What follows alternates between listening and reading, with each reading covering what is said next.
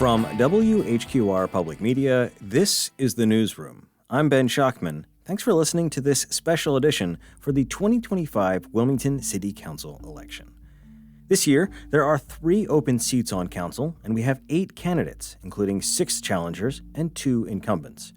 We also have 3 candidates for mayor, including our incumbent mayor. While the city council race is technically nonpartisan, the local Democratic and Republican parties do play a role in supporting candidates. And for city council, we have 3 Republican candidates, 1 unaffiliated candidate, and 4 Democratic candidates, although the county Democratic Party implemented a straw poll to narrow its support to just 3 of those candidates, and 1 of the 2 Democrats running for mayor. And we'll have information on all of that on our show page. On today's show, we're interviewing Republican challenger Billy Craig, who is running for mayor of Wilmington. Craig is a veteran law enforcement officer who has worked with the Wilmington Police Department and the FBI, and is currently a realtor and a licensed private investigator. We'll ask him a host of questions drawn from listeners and readers and our Community Agenda program. We'll also ask what he would do with the office of mayor above and beyond what a city council member could do.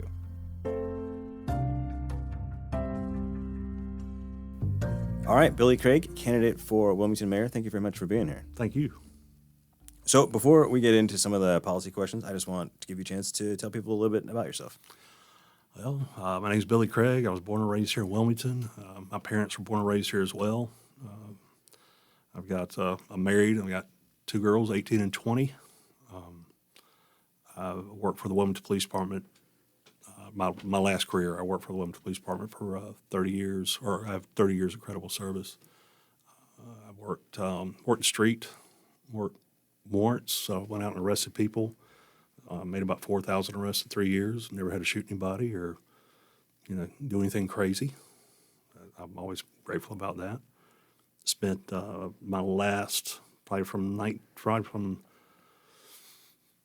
2000, October 2000, until I retired, I spent everything in investigations. My last 15 years, I worked with the FBI, working the Joint Terrorism Task Force. I worked international domestic terrorism matters. All right, and one of the first questions we get every time a face would pop up on the New Hanover County Board of Elections website was, what party are they affiliated with? So we're asking every candidate if they're affiliated with a party, which party, and why. I am affiliated with the Republican Party. I do have conservative ideals. I will tell you right now, and probably not many people know this about me, I've never voted a straight ticket myself. I do look at the candidates. I do look at what they're doing. Why I picked the Republican Party? I think they're more aligned with my thinking. And plus, there's already 2 candidates for the Democratic Party. And, going in on 3 ways probably not going to be very beneficial. So it was a little bit of strategy there as well. All right, let's get into it. The first question we hear from almost everyone out in the community when we talk to them is about affordable housing. So curious, what do you think the city could be doing on this? Anything that they're doing now that you like, things you think that they shouldn't be doing, things you think that they could be adding? Well, I'm still looking for a definition of affordable housing. I keep hearing, and again, I'm not a politician. This is my first time doing this. No one has been able to tell me what affordable housing is. You have workforce housing. Okay, workforce housing. Let's look at Sunset Park. That was workforce housing. That most of Sunset Park was built at the end of the 30s to care for a lot of the workers working down the shipyards building the Liberty ships. And then, Moffett Village, the old Longleaf Park, that was a lot of returning people from the war. What is affordable housing? Where, how are we going to tackle that? You can try and attract businesses here. Then you attract businesses here to try and give them ideas of, hey, let's get people more money in their pocket. A lot of times it causes an increase in the whole supply and demand thing. You see an increase with prices in housing. So you get businesses here, great. You get some good jobs, but now your housing prices have gone up. There's places like Eden Village that have been out there to assist people who are in bad situations. But it's what I recently found out, trying to help a friend of mine find a place. He's in a situation right now with his wife or his girlfriend and 2 kids. They only do single people. So I'm, trying to talk to him about Good Shepherd House, things like that. But I have not heard a good definition of affordable housing yet. I don't think anybody can say what it is, what programs are out there to assist people. And then, when you're looking for money to assist people, you're taking from one hand, putting in the other. So, you're pretty much back to square one. I've had a friend of mine reach out with some ideas using some money that's out there that the city and county have their hands on. I'm not going to go into details because I have not sat down with him yet to really look into it. But what he has put out there and shown me is very simple. And lack of better terms, it's so simple it's stupid. So I'm hoping maybe that's going to give us a direction to go. Certainly, I do think homelessness is sometimes treated as a separate issue, but it's all kind of housing. I think when we're talking about affordable housing, a lot of times, at least in our newsroom, we're talking about the kind of thing that would be affordable for a nurse, a young police officer, someone who's been working in the service industry. Yes. Someone making, let's say, $30,000 to $60,000 a year. All right. So when I first got hired at the police department in 1995, $100,000 was, that was a lot of money. Not that it's not a lot of money now. I'd love to have $100,000. Places out in the county that were getting built up, White Road, I can't remember the name of that area. But houses in there were selling for about $100,000, like 100 to 110. At the time when I got hired, I was making $20,782 a year. My paycheck was about $652 every 2 weeks. Now I see these officers coming in, nurses, first responders, they're making $50,000 starting out, maybe. And pretty much the low end, so the $100,000 back when I was in 1995 is now $300,000 For a house, yeah. for a house. Yeah. And even trying to find a $300,000 house in the city limits, good luck. It is difficult. It is really difficult. And sometimes when you run across those houses, a lot of them need work on them. The city has the HOPS program. I used the HOPS program when I first bought my house in '99. It worked okay, but again, that's money that's there, but it goes pretty quick. The other thing too is when you look at Novant or these area hospitals, they have a lot of travelers coming in. Those travelers are making double what the person that lives in the area is making. So, how do you figure that out? I would love to see that people living here in the area have better pay so they can afford stuff. And why is it that someone who works for the city of Wilmington or actually even works for the county, why is it they can't afford to live in this town? It makes no sense. A lot of times if you live where you work or work where you live, there's a little more pride in what happens. Things happen, you step up, you say things, or you call somebody and say, hey, look, I see this is happening. Can we get this handled? You go into any neighborhood and stuff gets stolen, they don't call and report it. Because, first I call the cops, it takes 45 minutes to get here. Or it was just a lawnmower I only paid $25 for. I'm definitely getting off topic there. My apologies. No, so I want to go back to something you were talking about. A friend who's in a difficult situation. Lots of people experiencing that right now. What is your take on what would your approach be to homelessness in Wilmington?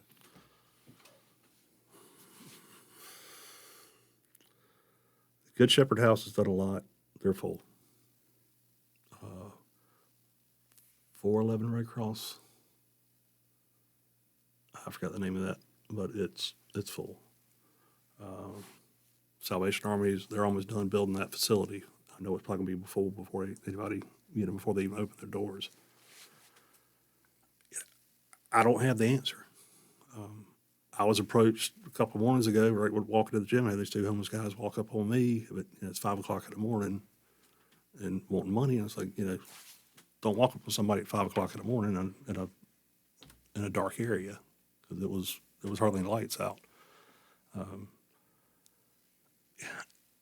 I depend on smarter people than me. I think, of course, our churches, civic groups, anything that anybody can do to help someone that's homeless improve, great. I do know, talking with some homeless people, some of them, that's just how they want to live. I'm not saying all of them. And some of them have mental issues, and they can't do the hospital setting. There's more therapeutic for them to be out on their own. I'm not saying all of them are like that. Some of them, or a good percentage of them, want to be somewhere they can lay their head. There's that, around the lake, I know what you mean. There's a the housing there. Lakeside And I know a Village. gentleman that stays there. He's been staying there a few years. He loves it. It's, one room apartment, kitchenette, but it's what he needs to lay his head. And, he has some work that he does. Yeah, you look at areas like Raleigh, and because you look at folks out here panhandling, and that's a big topic. People are talking about, they're standing on the corner. You pull up on the corner. A lot of times those corners are very nasty, very dirty. I've only seen one gentleman, and I've not yet been able to get out and talk to him. I'm fairly certain he's homeless, but he's the only gentleman I ever see going out there and picking up the trash. He picks up the trash near these gas stations and throws it away. Areas like Raleigh, at one point, I think they're still doing it, or Wake County, if somebody wants to panhandle, they have to pay for a permit, and they have to wear a yellow vest. Is that putting an extra burden on them? Maybe. Is it putting a burden on the person that pulls up? They know what that you say homeless person is sitting there asking for money. They're able to identify them. I don't have an answer. I don't have an answer of how to handle it. At one point in time, there was an agency nearby in a neighboring state that would, once they had homeless people in the area, they would give a bus pass, send them here to Wilmington. I've heard those stories, yeah. And those stories are true. So I want to ask another question about housing, and this is, I think, something you've posted online about, and that is development. Mm-hmm. And we certainly see from all parts of the political spectrum some frustration with the way development has unfolded in this region. Wilmington's pretty built out. There's about 3% buildable space left, but what would your approach to development in Wilmington be? We need to slow our roll. It has got to. Building these apartments, and the newest thing that I've seen, they're building the townhouses, at 17th and Independence. Those are rentals. People are like, I want this to be like Charleston. I want it to be this like this city. Well, this is Wilmington, North Carolina. The other cities have their own thing. Let's think about where we are and how we're doing it. With all the extra building, our infrastructure is trying to catch up. About every other day, you're riding down the road, you're seeing the road closed because CFPUA's out there having to fix something. You're seeing boil water advisories. We have one of the highest crash rates in the state. At one point, Wilmington actually topped the fatality rates for wrecks, for crashes. And it might still be back up there. So with all this building, bringing all these, everybody coming in, that's great. We've got to slow our roll. We've got to slow down. You're getting rid of all of your green space. I remember as a kid growing up, 17th Street wasn't there. You could take your little four-wheel drives and drive back through. There was paths back there you could go through and actually enjoy the area. And of course, some other high school kids might have done some other things out there. Of course, I wouldn't have gone out there and had a beer or anything like that. That would have been illegal back then. Anyway, hint, hint. We got to slow down. It's people coming in, great. How are we going to handle it? You got to handle the infrastructure first. You got to have the people to even handle what's coming in. You don't have enough. You don't have enough first responders or anything to handle the folks that are coming in.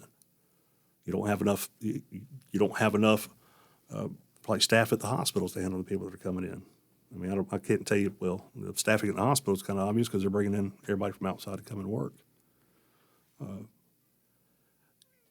Some areas you see them. Some places you see where, okay, if you're going to build, let's take a slower approach to it. If you're going to build, you need to have this much space per house. You need to make sure you leave these trees.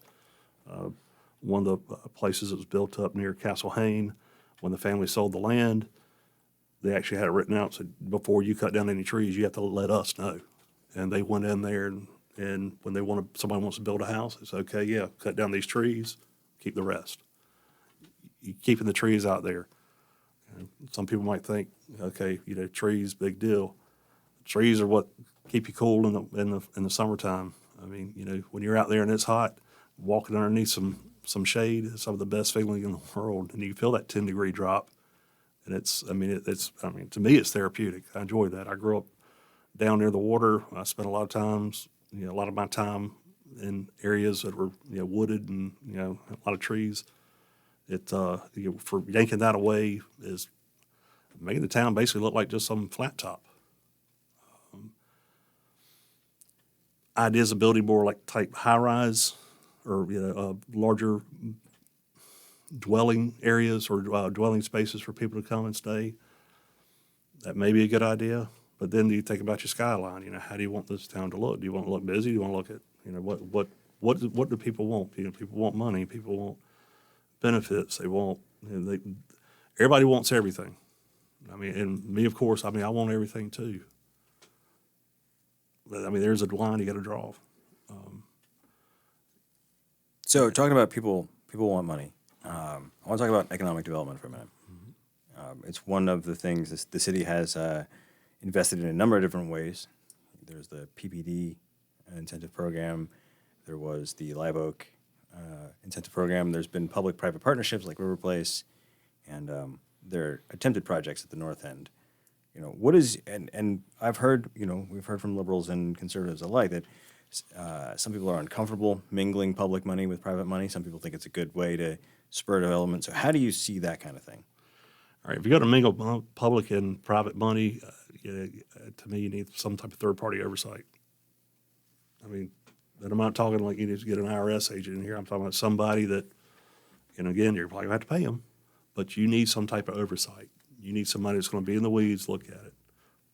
That's a big thing. Because to me, when you got too many hands in a pot, nobody's looking, stuff disappears. I'm not saying that's happened. I'm just saying that's what tends to happen. I'm in favor of business. I'm in favor of, you want to start a business, that's great. I'm in favor of the fact that you want to go out here and start something that no one else has done or do something that everybody else is doing. That's fine.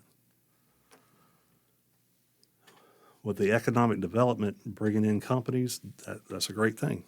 There was Live Oak. Live Oak was good. I agree. It has been nice. But have you tried to?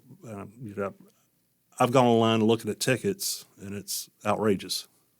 You want to buy a ticket, it's outrageous going to go in there. Wilson Center is pretty much outrageous as well. Now, some people kind of get around the Live Oak thing. They kind of walk around the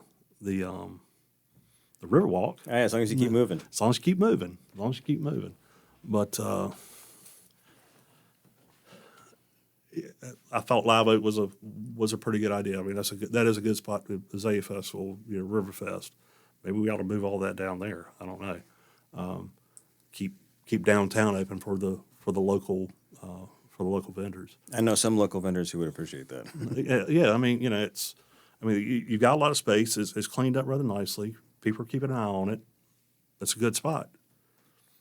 What is it actually bringing to us?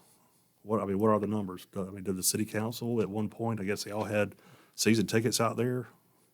That I think the city was paying. They were writing off yes, they had box 20-something grand a year, 30 grand a year. They had box seats at one point. Yeah, I don't know if they still do that or not. But I think they walked away from that. Okay, good. I'm glad. Yeah, because I wasn't when you brought it up. I had just thought about that. I didn't know if that was still a thing or not.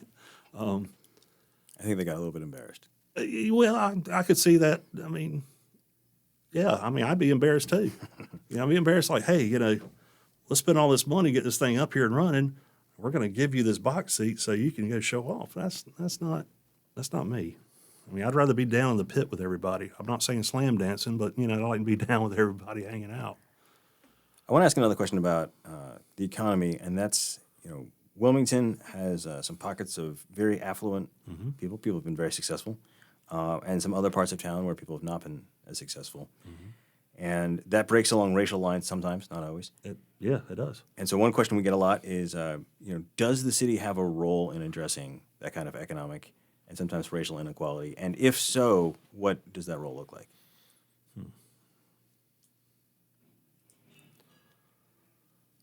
All right.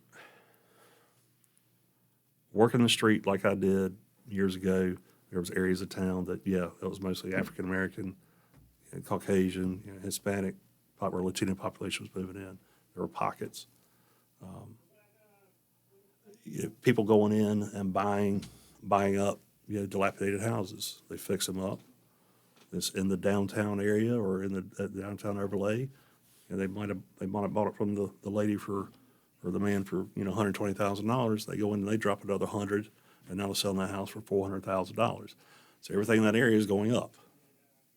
Now, for the folks who are able to sell or need to sell, it might be a good thing.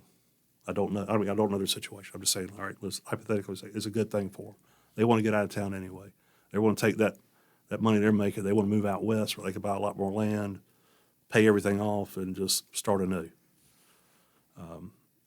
You look at the people who are buying those properties and fixing them up, and you look at the people who are actually buying them. And you do see a big divide in where their political stances are. That's one thing. The other thing I also remember, there was a detective that I used to work with. His mother lived on Fifth Avenue, and again, it was back late 90s. She had to move because she couldn't afford to pay the tax on the house anymore. To me, and I still think about that.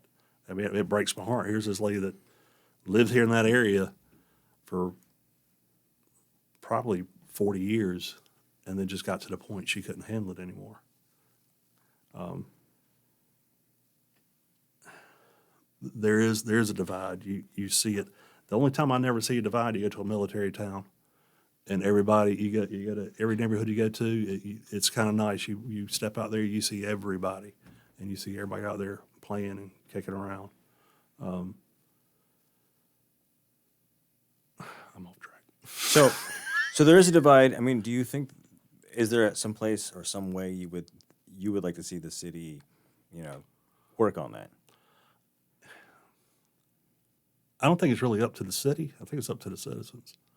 Me, one of the things I'd like to see a lot more of your religious groups get together again and talking and sitting down. Growing up, you messed up down the road. You might not know the person that you're messing around the flower bed. You're a kid. You're tearing it up or whatever. You might not know that person, but they know your family, and they're calling and making things right. Or, saying this is what's going on, and then your families have to make things right. I would like to see a lot more, and that's the Christian community, that's the Jewish community, the Muslim community. I want to see everybody working together. You got to there's somebody who needs to take point on getting everybody together to sit down and say, okay, how are we going to make things better for everybody? I joked around with Kevin Spears at one point a couple of years ago. I said, I think we ought to start wearing hats again.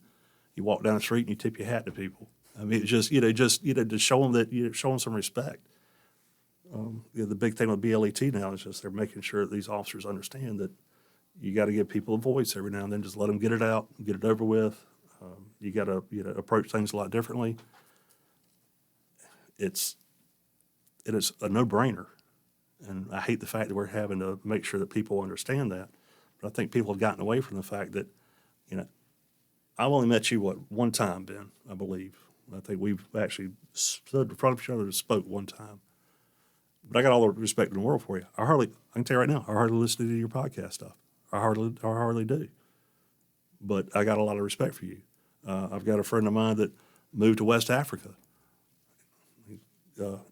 African-American guy. I got a lot of respect for him. I have friends in the Jewish community. I got a lot of respect for them. The whole idea of just having a respect for each other, respect for your views, my views. Don't push your views on me. I'm not going to push my views on you. Coined a phrase, Rodney King. Can we all just get along? And it's not hard to get along. You sit there and look back and think about, okay, when did you start seeing these divides? It might have been when people started putting political signs out in the front yard. It used to be you kept your views to yourself, and it was between you, your conscience, and that voting booth is how you voted. the religious groups, many times I've sat with different religious groups, especially like imams and so a couple rabbis, and some of the Christian community. And it's like, no matter who you are or what you follow, when you close your eyes at night, if you follow a religion, when you close your eyes at night and you pray, we're all praying to the same entity. I'll put it that way. We're all talking to the same. If people maybe would start remembering that, maybe they'll start treating each other a little bit differently or a little bit better. I'm not saying differently. I don't want to treat anybody differently. I want you to treat me like I treat you. Again, the whole golden rule. I think the city should support the idea of bringing groups together. And I'm not saying a round table. I'm just saying, go out and cook a pot of rice and everybody sit around and eat rice together. Cook something or this religious group says, hey, this is what we're making today. Everybody comes over and hangs out and just, you get to know each other. If you, and that's the other thing too, working through the years in law enforcement, working the street, you'd have these neighbors calling on each other. The dog's barking. Okay. Well, do you know your neighbor? Yeah. Well, why don't you call your neighbor? Well, that's not my job. What's wrong if you call your neighbor and say, hey, look, your dog's barking is waking me up in the middle of the night. Is everybody that scared to reach out to their neighbor, their friend, and say, hey, look, there's something not right here. There's something wrong. Can you help me out? I think in some cases, yeah, I think people are afraid of that. It could have been a lot of like TV shows like Fear Thy Neighbor and stuff that might not. Yeah, it might not help. So you've brought it up a couple of times, and I know this is something that you're passionate about. So I want to ask you about public safety, and what your take is on where the Wilmington Police Department is now. You can take this where you want to go, but we get questions about oversight, we get questions about recruiting and retaining, about morale, about policing style. So what are your thoughts on the WPD? Well, I've been a little vocal on it. I will tell you right now, so your minimum staffing is about 280. The PD right now is around like 230. We should be up around, the police department should be up around 320, 330. So as it is right now, you're already maybe 50 to 60 below minimum staffing. Now let's talk about minimum staffing. What does that encompass? You report a crime. Officer comes out, takes a report. Let's say it's something that can be investigated. It goes up to the Criminal Investigation Division. When I was in CID, Criminal Investigation Division, when I first started in 2000, in 2000, October 2000, I think it was 21 detectives there. You're looking at 11 right now, and the population has grown since 2000. It's grown the past 25 years. So you're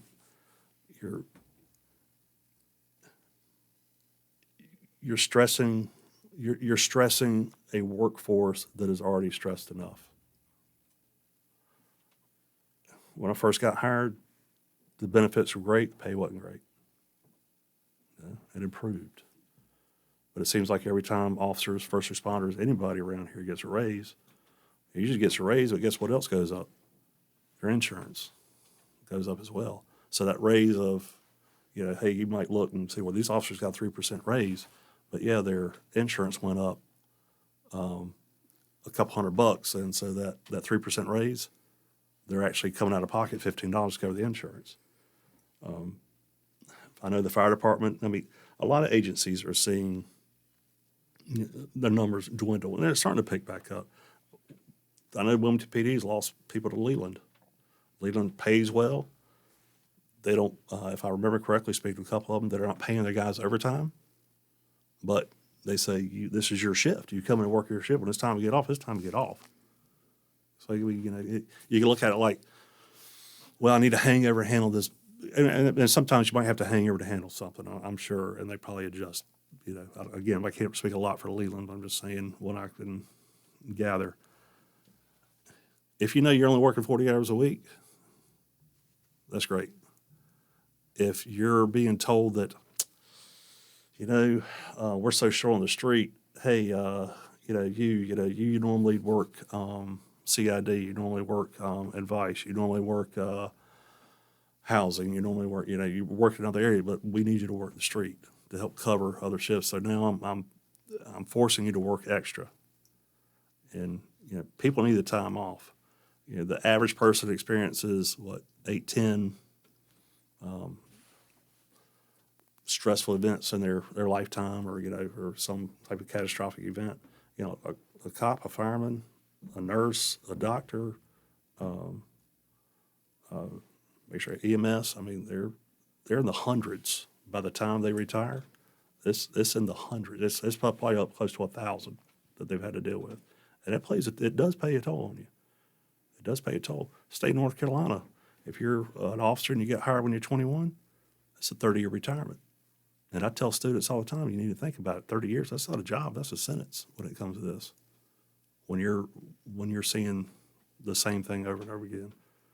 Like a friend of mine, when he retired, he figured out he needed to retire because when he saw a child that had been hacked up and it didn't bother him, he said, it's time for me to retire. And to hear him say that it really struck a chord with me. I think anybody that would hear him say that, it would strike a chord with. Yeah. Trying to retain these folks, what do? Do you bump the pay up? Okay, great, bump the pay up. Give them better benefits. The city got away from the 401k program, or they, if you're hired after a certain date, they're not contributing as much in 401k. I didn't pay no Social Security while I was at the police department because they had their own retirement system with the 401k system. It worked for me. It might not work for somebody else. But figuring out how to get the pay up for these folks. Morale is slowly improving. People still call and talk to me. It's slowly improving. Morale would be better to get more people in there to help out. But at the rate that people are leaving and have left, you're now getting officers that are coming in and getting trained by an officer that might only have a couple of years of experience. And I'm not picking on that officer with two or 3 years of experience. They've seen a lot. But would you rather be trained by somebody who's been there 12 years or somebody who's been there 2? Well, we hear this concern, not just with the police department, but with the hospital, is, again, no disrespect to a nurse who's been working 3 years. She's probably seen stuff. Yeah. He's seen stuff I couldn't imagine. Yeah. But there is an institutional knowledge that's been eroded. Yeah. But I will say, and I'm picking on some of my doctor friends out there, I'll listen to a nurse a lot faster sometimes than I will a doctor. Fair enough. So last policy question I want to ask is about public transportation. It's if you followed along at home, it's been a bumpy ride for WAVE. The county was in, the county was out, the county's back in now. There are some people who are, WAVE does what it needs for them to do. There are some people who probably can't get to work using it. Yeah. What's your take on it? Do you think it's doing all right? Would you like to see it change? How do you feel about it? I'd like to see more places for people to get picked up and dropped off. I mean, that would be great. Because, public transportation around here, it's fair. All right. And the people that do that job are great folks. They work their tails off. The folks that do I think they call them the $4 trips, they go out to a house, like if somebody's in a wheelchair, has an issue, they can't, move like everybody or everyone else, or they have some type of disability or something that's impairing them from going to work.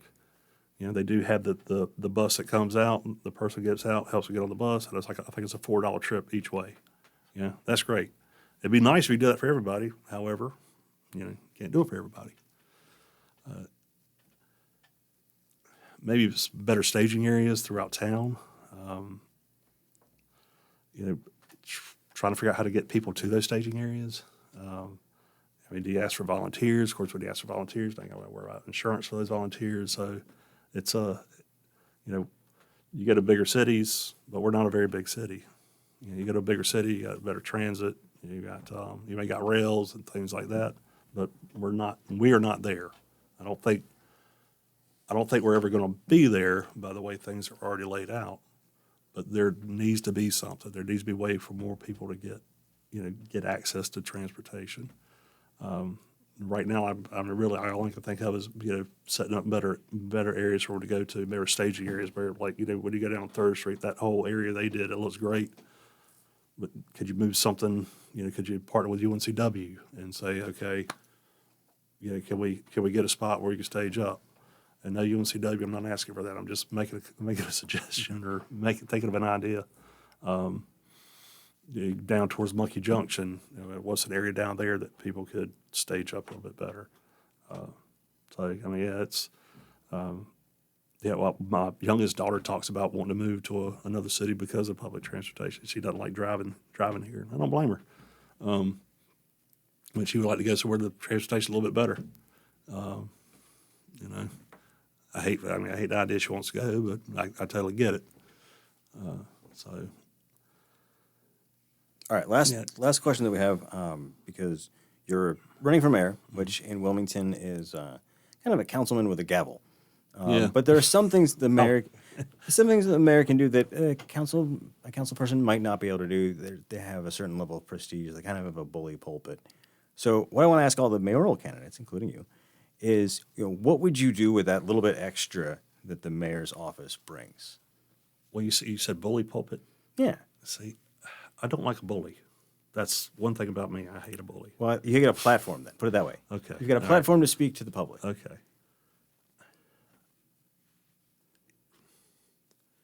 You need to be as positive as possible with people. Positivity goes a long way, but you also got to tell folks when things are bad. This whole word of transparency gets thrown around, and it's not transparent like people want.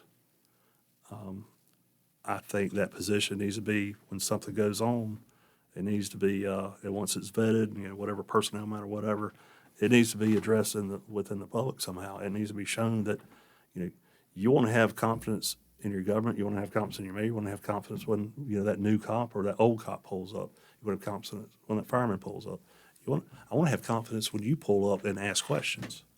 I want to have confidence in what's out there. And maybe that position maybe help establish more confidence with people, with the community. I joke around when I teach interview and interrogations. I point at the wall in the back of the room and say, "Look, I'll go back there and talk to that wall and make it talk back." But I think getting out there, talking to people, having open communication. The postings that I have done, people responding, they make comments. I said, "Tell me more. I want to hear this." Somebody brought up I think it's called the Doe Project. A friend of theirs had the gentleman that started the project passed away, but the Doe Project is still ongoing. It's up in a northern city. I think maybe New York area. But you're reading it. I like the ideas behind it, and it does depend a lot more on private sector to help out with homelessness. With people that need help. Are there deep pockets here? Yes, there are. Do I have deep pockets? Nope. And yes, I'm a realtor, and people have been talking to me about that too. I help one or two people at a time. I'm not a developer. I'm not 100% against developing, but like I said, we need to slow our roll. We need to slow down. And I think, for people to come in and kind of like just an impromptu poll, and you're listening to folks, you're out there in the community, you're talking to them, get up there and say, "Hey, this is what the people are saying." You've got Joe Blow up here spilling out, "Hey, this is what I want to do for the city," but then you have the citizens, and no matter who they are, I don't care about your race, no matter who they are, saying, "I don't like that idea because this is what's happened before." And, people need to listen to that. You do learn a lot from history. And you need to reflect on it sometimes to figure out, okay, how are we going to push forward? How are we going to make this work?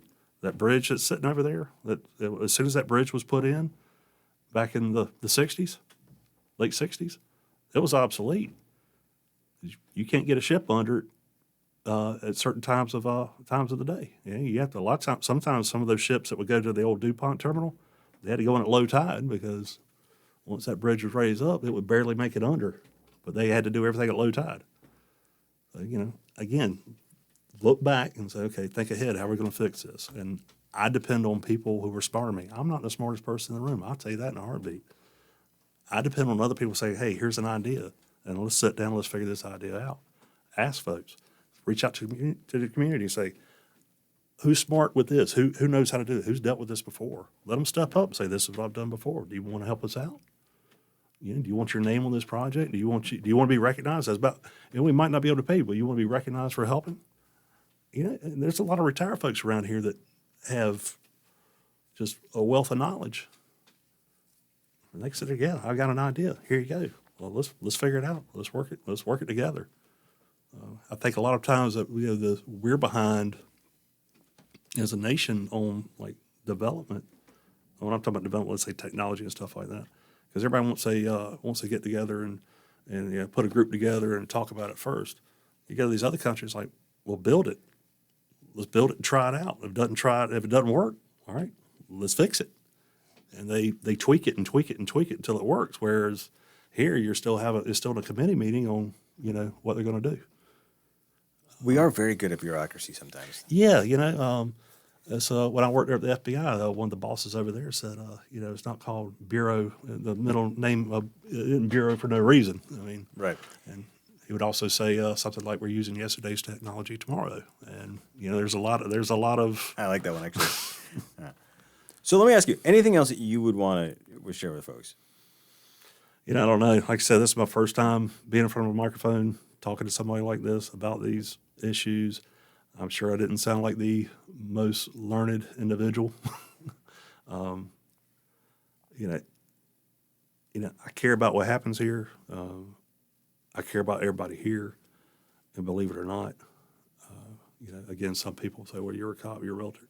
Yeah, I also have my private investigator's license. I also like fishing every now and then. I've got a puppy I'm trying to train. I've got kids that went to the schools here that graduated from Hanover High School. And actually both of them were there when they had the shooting up on the catwalk. And I mean, it's just so. And I've had conversations like, well, what are we going to do about the schools? Well, what can you do about the schools? Our schools around here are open campuses. So the only thing that I ask folks, if you got an idea, reach out to me. I'm doing this for a reason. I'm not doing it for me. Really, I'm not. I have done everything I can through the years to serve.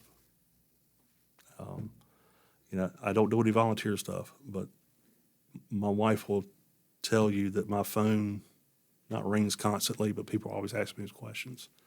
Calling up, young officers calling that I taught said, "Hey, look, I've had this situation happen. My friend that's having the issues right now trying to find a place, he's calling me up." Other people in the community say, "Hey, look, I saw this happen," or "Look, I had this interaction with this officer. This is what occurred." And I'm like, "Yeah, no, that's not what needs to happen. You need to go. You need to go file a complaint, or you need to go talk to the supervisor. You need to get this handled." I like helping people. It might sound corny, but helping somebody is actually what makes me feel good. Not, drink a bunch of beer or do anything else stupid, but, actually helping somebody is what makes me feel good, is what I think if you help somebody else, it's kind of like the movie Pay It Forward. You help somebody and they see it a little bit later, like, well, somebody helped me, I want to help them. Giving somebody an idea. In the gas station last night, this young lady had this, I'll tell you, it was a neat nose ring, and I asked her about it. It was something she made, and I said, "Why aren't you making those?" She goes, "I never thought about that." So I'm helping her. We're pulling up, trying to find some AI platforms that she could do the designs. I know a jeweler that retired. I'm trying to get them together, and maybe she could start her own little business.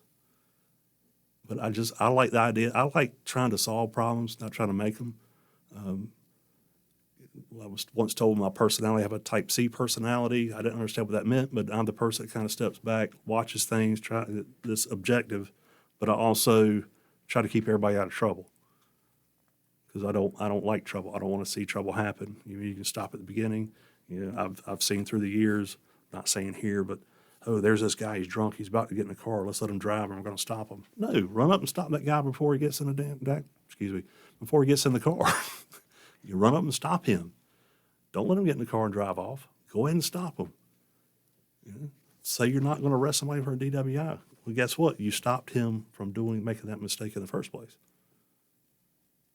So just, big thing, give me a chance, reach out to me, ask me questions.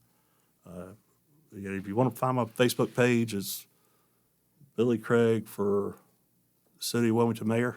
I think that's right. Sorry, I've only written it about 1,000 times. We'll have a link. We'll have a link to your page on the site. Well, Billy Craig, candidate for Wilmington Mayor. Thank you. It's just Billy. Billy. Yeah, that's the other thing. I mean, Billy Craig. I mean, that's how I introduce myself to everybody, and I always have. But it's just plain Billy. Billy, candidate for Wilmington Mayor. Thank you for your time today. Thank you, sir. It was good to see you. That was our interview with challenger Billy Craig, who is running for mayor of Wilmington. And just a quick note, after our interview concluded, Craig added that he wanted to add whistleblower protection to the City of Wilmington's employment policies, noting that it had to him become apparent that employees who speak out are retaliated against and that they needed a safe entity where they can voice their concerns without fear of retaliation. I'm Ben Schockman. Thanks for listening to this special edition of the Newsroom, and check out our other candidate interviews at WHQR.org or wherever you get the Newsroom as a podcast.